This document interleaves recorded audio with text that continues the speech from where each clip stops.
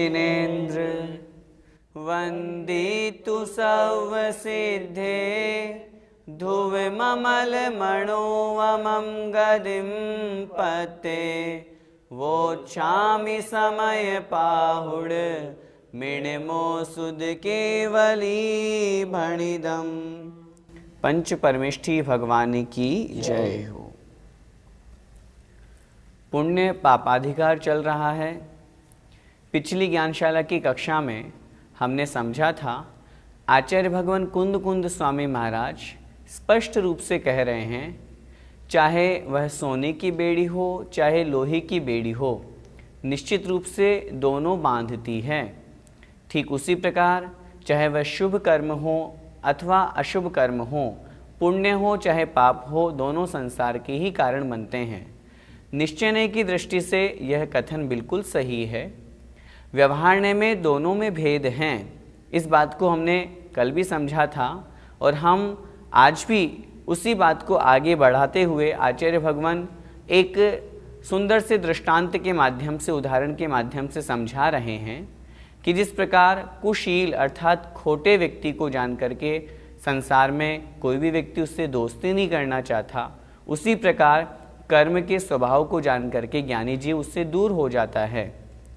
हम फिर से इस बात को अच्छी तरह से समझें कि यहाँ पर जो पुण्य और पाप दोनों को हेय बताया गया है, दोनों को समान बताया गया है, वो आत्मज्ञानी शुद्धोपयोगी मुनि महाराज की अपेक्षा से है।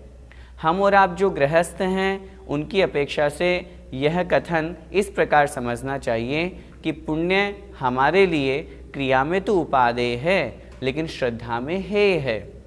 हमें विश्वास तो करना है, हमें पुण्य को छोड़ना है, लेकिन अब जब हम क्रिया की बात करते हैं, दान पूजा आदि जो कहे गए हैं पुण्य की क्रियाएं, ये हमारे लिए हेय नहीं हैं। हम गृहस्थों के लिए तो ये उपादेय ही हैं।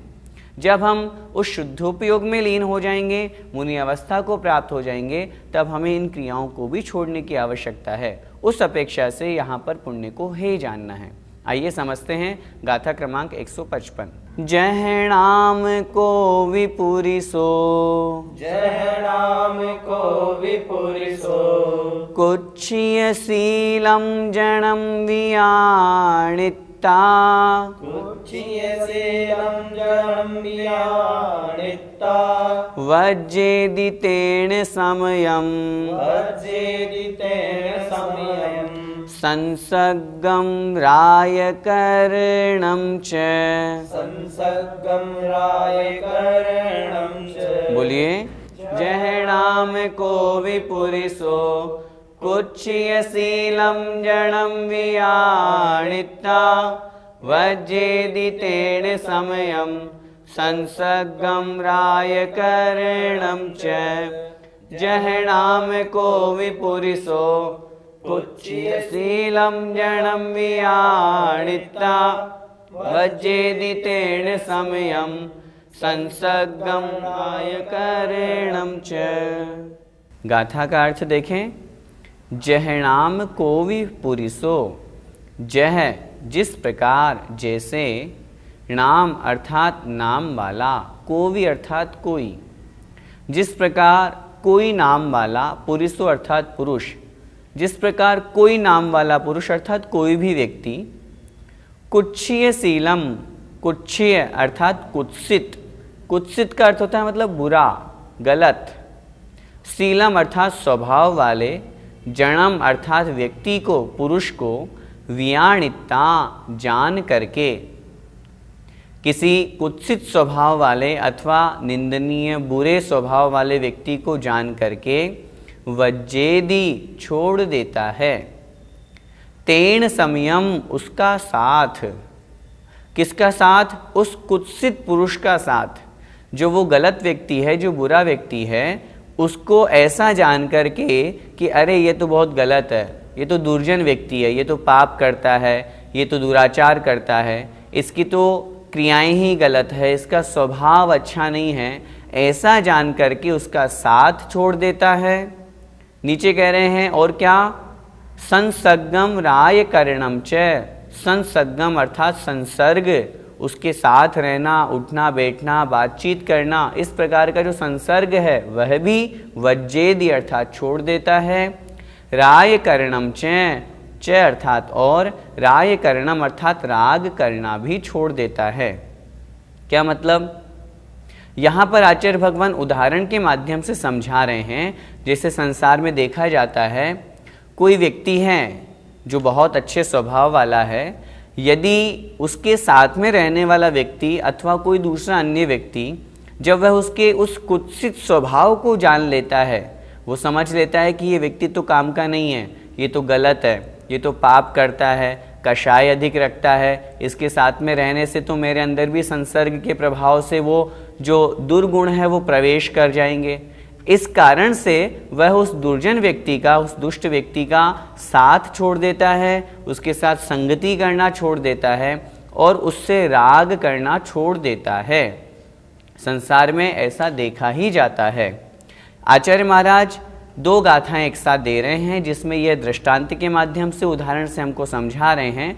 अगली गाथा में दृष्टांत अर्थात सिद्धांत समझाएंगे। उसी प्रकार कर्म प्रकृति के स्वभाव को जान करके ज्ञानी जन उनको छोड़ देते हैं। ये हम अगली गाथा में समझेंगे। आइए एक बार फिर से गाथा का अर्थ देखें।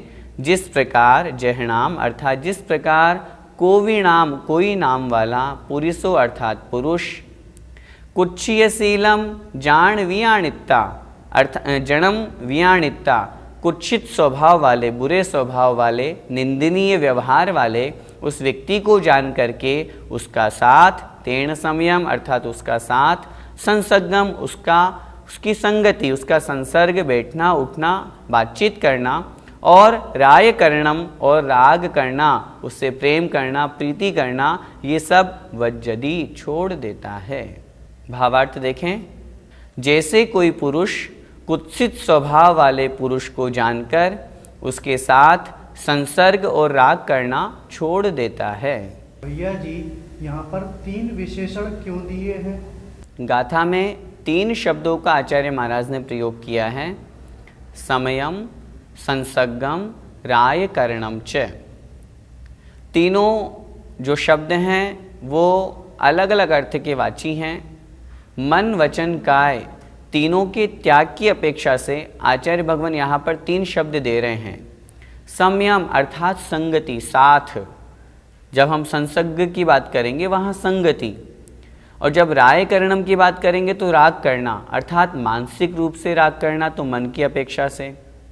संसर्ग अर्थात संसर्ग करना, उठना बैठना, तो काय की अपेक्षा से।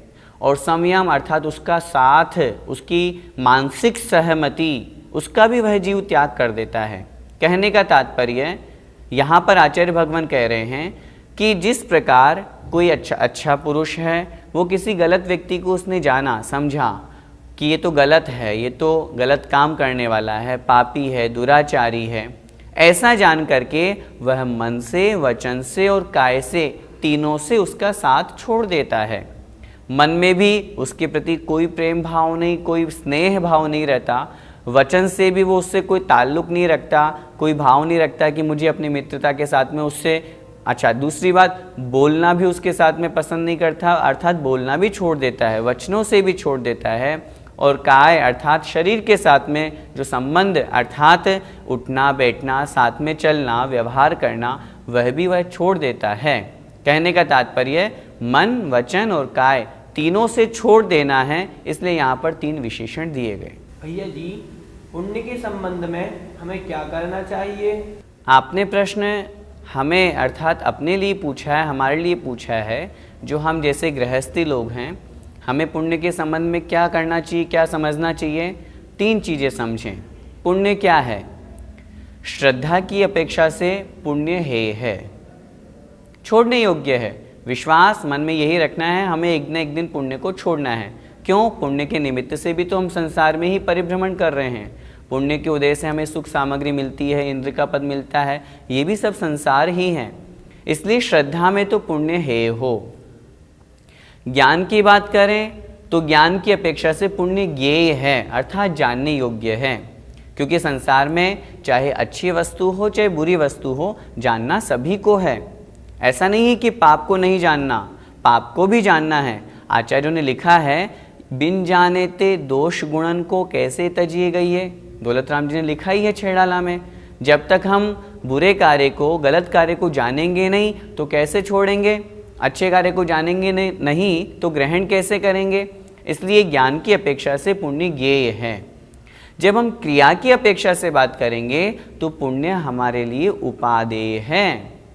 अच्छी तरह से समझना, मैं फिर निवेदन कर रहा हूं अंतिम पंक्ति, ज्ञान की अपेक्षा से ज्ञेय है, श्रद्धा की अपेक्षा से हेय है, लेकिन क्रिया की अपेक्षा से पुण्य उपादेय ही है।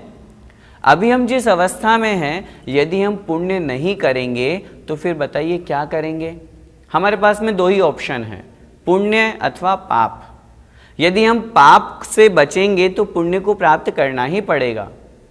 यदि हम अशुभ क्रियाओं से हटेंगे तो शुभ क्रियाएं हमें करनी ही पड़ेंगी। और मैं तो कहता हूं, आचार्य ने स्पष्ट सब जगह लिखा है, हम अशुभोपयोग से बचें, शुभोपयोग को प्राप्त हों। शुभोपयोग को प्राप्त करके हमारा लक्ष्य है शुद्धोपयोग। और मैं कह रहा हूं, शुद्धोपयोग भी छूट जाता है जब केवल ज्ञान प्राप्त हो जाता है। तो उपयोग तो छोड़ने ही पड़ेंगे, लेकिन जब हम शुद्धोपयोग को प्राप्त हो जाएं तब हमारे लिए शुभ और अशुभ दोनों उपयोग हेय हैं। पुण्य और पाप दोनों निंदनीय हैं, दोनों बेड़ियां हैं, दोनों संसार में भटकाने वाली है, वो शुद्धोपयोगी मुनि महाराज की अपेक्षा से। हमारी अपेक्षा से आप बात करेंगे तो हमारे लिए पाप पूर्ण रूप से हेय ही हैं, पुण्य हमारे लिए उपादेय है। हम दान करें, पूजा करें, स्वाध्याय करें, स्तुति करें, मुनि महाराजों को आहार दें, 28 मूलगुणधारी मुनि महाराज को हम नमोस्तु करें, वंदना करें। जो सच्चे मुनि महाराज हैं, सच्चे देव, सच्चे शास्त्र, सच्चे गुरु, उनकी भक्ति करें, स्तुति करें। श्रावक के जो 6 आवश्यक कर्तव्य बताए गए हैं, उन कर्तव्यों का पालन करें। देव पूजा, गुरुपास्ति, स्वाध्याय, संयम, तपः, दानम चेति गृहस्थानाम, षट्कर्माणि दिने दिने। ये 6 आवश्यक हमारे बताए गए हैं, हम इनका पालन करें। जीवों के ऊपर दया करें, परोपकार करें। जितने भी शुभ क्रियाएं हैं उन सब क्रियाओं को करें जिससे हमारा पुण्य का बंध हो। एक बात हमें यह भी समझनी है, यदि पुण्य को आचार्यों ने हेय ही कहा है या हेय ही कहते तो फिर हम गृहस्थों के लिए क्या होता। इसीलिए हम गृहस्थों के लिए तो पुण्य उपादेय ही है। ये सारा का सारा उपदेश जो आचार्यों ने हम श्रावकों के लिए दिया है, ये पुण्य को बढ़ाने के लिए ही तो दिया है। और सबसे महत्वपूर्ण बात, यदि पुण्य नहीं होगा तो हमें जो आज धर्म के निमित्त मिल रहे हैं, धर्म के साधन मिल रहे हैं, ये कैसे मिलते हैं। अच्छा, मैं आपसे पूछना चाहता हूँ, हम जैन कुल में पैदा हुए किस कर्म के कारण से? निश्चित रूप से हमारी शुभ आयु, मनुष्य गति नाम कर्म था। उसके बाद में हमें यहाँ पर उच्च कुल मिला। उच्च कुल किसके निमित्त से मिला? पुण्य प्रकृति है, पुण्य कर्म के निमित्त से मिला। आज हमें अच्छा स्थान मिल रहा है। आचार्य भगवान जैसे महान संत इस पंचम काल में हमें दर्शन करने के लिए, उनको हम आहार देने के लिए, उनके हम प्रवचन सुन रहे हैं, ये सब पुण्य का ही तो प्रताप है। आज हम स्वाध्याय कर रहे हैं। दुनिया में कितने सारे लोग हैं, उनमें से जैनी कितने से हैं। उस जैन कुल में पैदा होने के बाद में भी वास्तविक धर्म को समझने वाले कितने हैं, जो प्रतिदिन पूजन अभिषेक आदि करते हैं। उनमें भी जो करने वाले हैं उसमें स्वाध्यायी कितने हैं, और जो स्वाध्यायी हैं उनमें भी वास्तव में तत्व को समझने वाले कितने हैं। ये बहुत बड़ी बात है। हम और आप पढ़ रहे हैं, पढ़ा रहे हैं समय सार जी जैसा महान ग्रंथ, हमारा पुण्य है तभी हो पा रहा है ये काम, अन्यथा नहीं हो सकता। वज्रषभ नाराज सहनन मिलना, पुरुष पर्याय मिलना, 6वां 7वां गुणस्थान मिलना, त्रस पर्याय, ये सारे के सारे जितने भी मोक्ष जाने के लिए निमित्त हैं, अनिवार्यता जो बताई गई है, वो सब पुण्य के प्रभाव से ही मिलती है। इसलिए पुण्य कभी भी हेय नहीं है हमारी अपेक्षा से। पुण्य कथनचित हेय है, कथनचित उपादेय है। हेय किस अपेक्षा से? उन शुद्धोपयोगी मुनि महाराज की अपेक्षा से। हम और आपकी अपेक्षा से हमारे लिए पुण्य उपादेय है। पद्यानुवाद देखें। संरक्षणार्थ निज को लख तस्करों को, जैसा यहाँ मनुज सज्जन दुर्जनों को, संसर्ग राग उनका झट छोड़ देता, देता न साथ उनसे मुख मोड़ लेता। इस पद्यानुवाद में एक शब्द थोड़ा सा मिसप्रिंट है, ठीक कर लीजिए सभी लोग। संरक्षणार्थ, आप लोगों की पुस्तक में संरक्षणार्ण दे दिया, उसको ठीक कर लें, संरक्षणार्थ। और तस्कर शब्द का अर्थ होता है चोर, जो चोरी करने वाले हैं। जो अभी हमने दृष्टांत पढ़ा, अब आचार्य भगवान उसी का दृष्टांत आगे समझा रहे हैं, सिद्धांत समझा रहे हैं। देखें, एमेव कम पयड़ी, एमेव कम पयड़ी, सील सहावम हि कुच्छिदम नादुम, सील सहावम हि कुच्छिदम नादुम, वज्जन्ति परिहरन्ति वज्जन्ति परिहरन्ति तं संसर्गं सहावरदा। तं संसर्गं सहावरदा। बोलिए, एमेव कम पयड़ी, सील सहावम हि कुच्छिदं नादुम, वज्जन्ति परिहरन्ति तं संसर्गं सहावरदा। एमेव कम पयड़ी, सील सहावम हि कुच्छिदं नादुम, वज्जन्ति परिहरन्ति तं संसर्गं सहावरदा। अर्थ देखें, एमेव कम पयड़ी, एमेव इसी प्रकार, किस प्रकार, जैसे पिछली गाथा में हमने पढ़ा था कि सामान्य पुरुष, कोई नाम वाला पुरुष किसी कुत्सित पुरुष को ऐसा जान करके कि यह तो बुरा है, निंदनीय है, तो वो उसका साथ मन से, वचन से, काय से छोड़ देता है।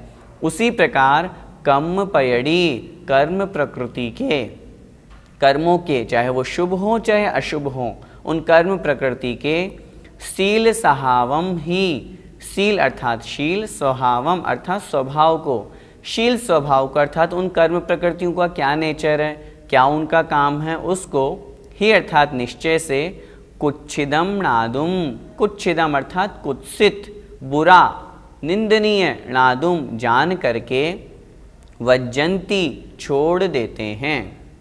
उसी प्रकार जो ज्ञानी महापुरुष होते हैं, आत्मलीन जो साधु महाराज होते हैं, वे उन कर्म प्रकृतियों के उस कुत्सित स्वभाव को जान करके उन्हें छोड़ देते हैं।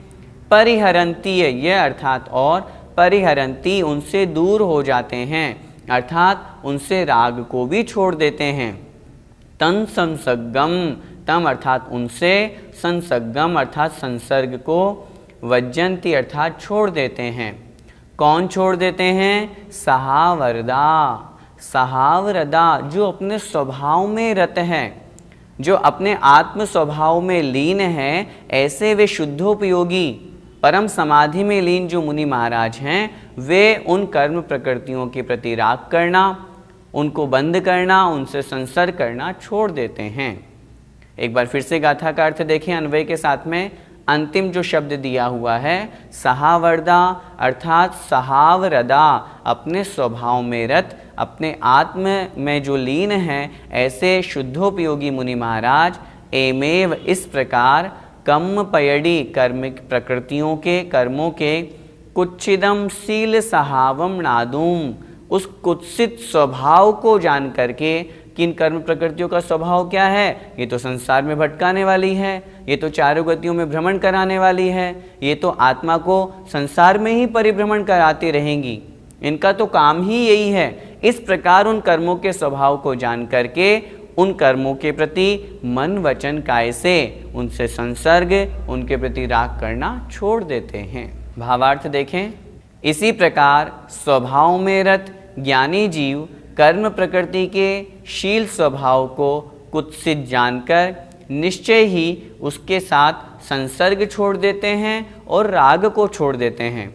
अर्थात मन से, वचन से और काय से, तीनों से उनका त्याग कर देते हैं।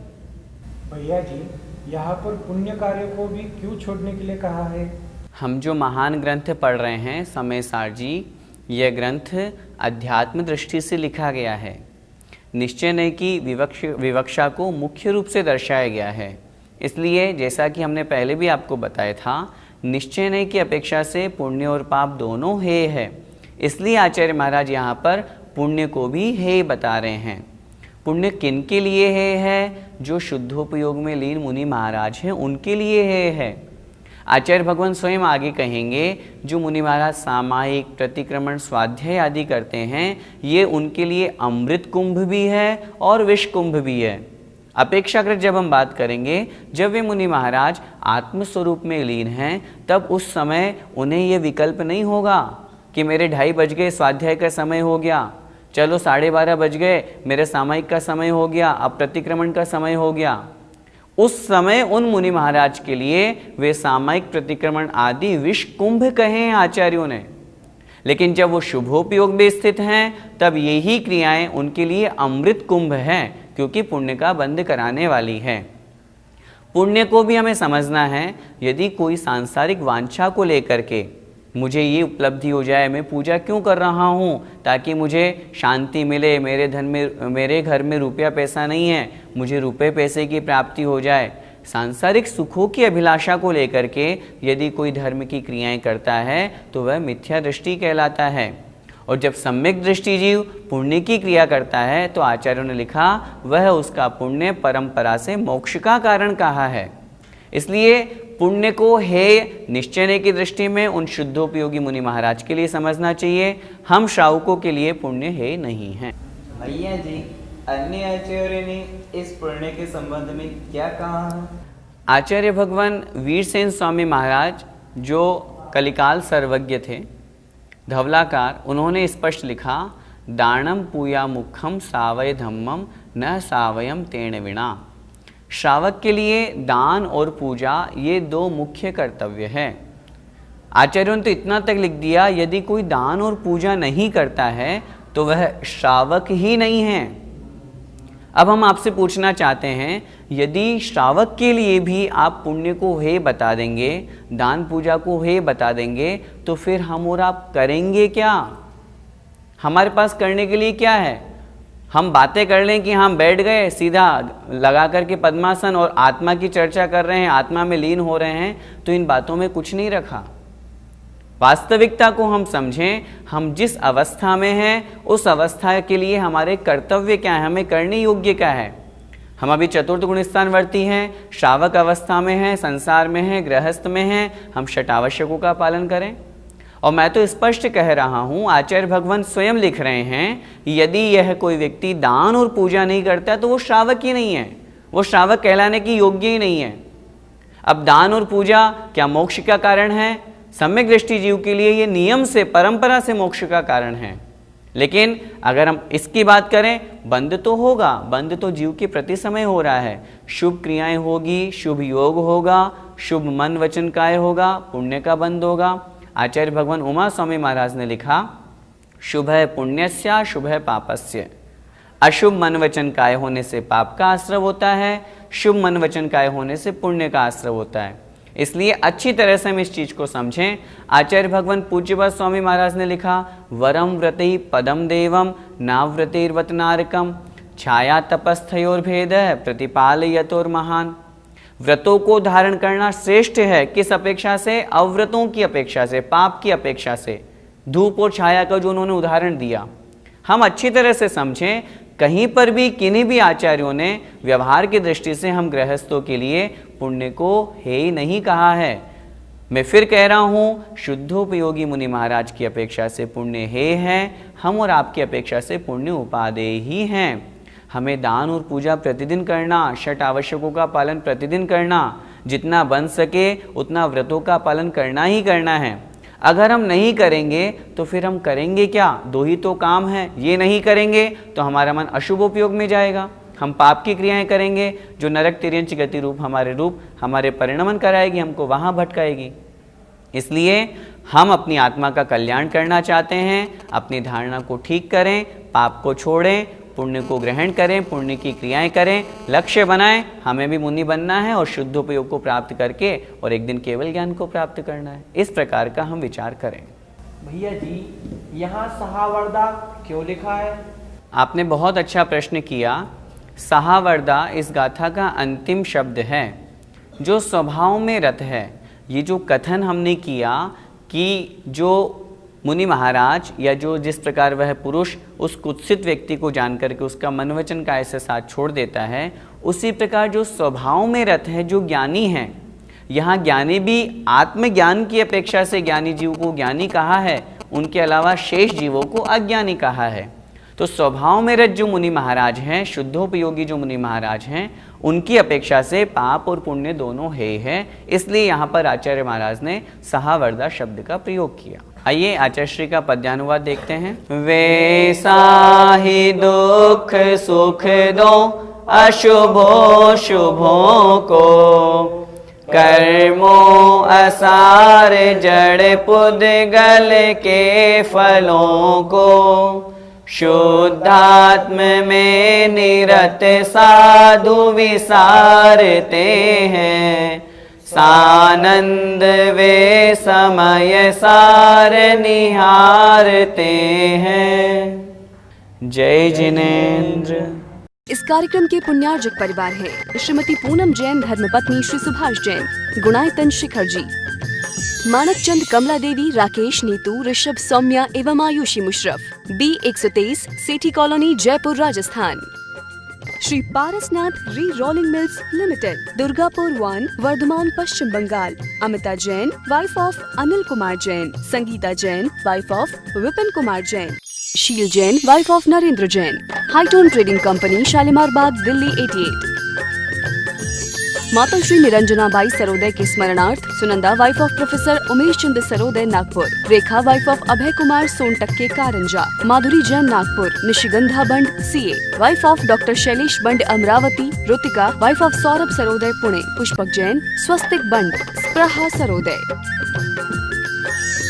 स्वर्गीय श्री चिमनलाल फूलचंद शाह, स्वर्गीय Kamlaben Chimanlal Shah, doctor Rajnikant C Shah, Leena R Shah, Samarth R Shah, Dhwani S Shah, Nishchal R Shah, Janali N Shah, Aagam, Nirmay एवं नियम शाह, अहमदाबाद, गुजरात। गर्भ गौतम जैन, सुपौत्र अशोक कुमार, रतनलाल जैन, नूतन, गौतम, प्राची, आदित्य, महिमा, सलोनी, निरंजन, अरहन, आराध्य, तारदेव, अंधेरी, मुंबई। श्रीमती संतोष C सिंघई, श्रीमती वर्षा आलोक जैन, श्री आलोक जैन, कुमारी त्रिशला जैन, कुमारी अनमोल अग्रवाल।